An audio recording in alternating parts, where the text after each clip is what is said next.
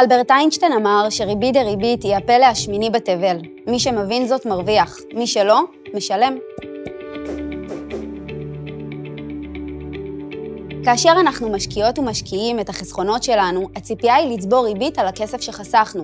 אם נחסוך כסף למשך תקופה מסוימת, ובתנאי שלא נמשוך את הכספים במהלך אותה התקופה, אז נוכל לקבל ריבית דריבית, גם על הקרן וגם על הריבית שצברנו. כלומר, הריבית תחושב על מלוא הסכום הכולל שנצבר בחיסכון, ולא רק על סכום החיסכון הראשוני.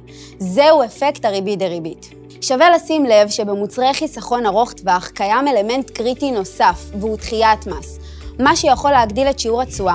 למעט בקרנות השתלמות, ביתר מוצרי חיסכון ארוך טווח הנזילים, כספי החיסכון ניתנים למשיכה בכל עת, בניכוי מס רווחי הון מהרווח הריאלי, שנכון להיום עומד על שיעור של 25% מהרווחים שלנו.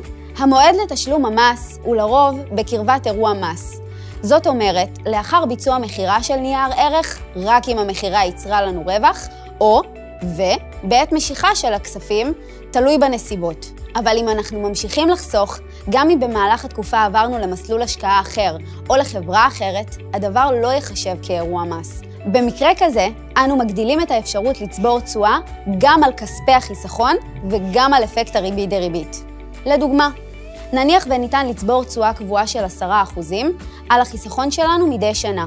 אם הפקדנו חיסכון בסך 100,000 שקלים בשנה הראשונה, בסוף השנה החיסכון שלנו צפוי לעמוד על 110,000 שקלים, כולל הריבית. אחרי שנתיים יהיה לנו כבר 121,000 שקלים, כי גם הרווחים שנצברו בשנה הראשונה צברו ריבית. כעבור 10 שנים יהיה לנו כבר קרוב ל-260,000 שקלים מאותו חיסכון ראשוני של 100,000 שקלים.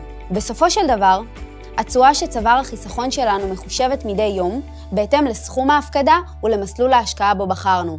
תשואה זו מתווספת לקרן החיסכון שלנו.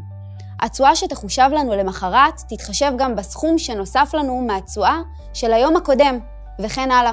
ככל שנחסוך מגיל צעיר יותר ולמשך שנים ארוכות יותר, ולא נמשוך את הכספים שחסכנו, כך אפקט הריבית דריבית יהיה משמעותי יותר.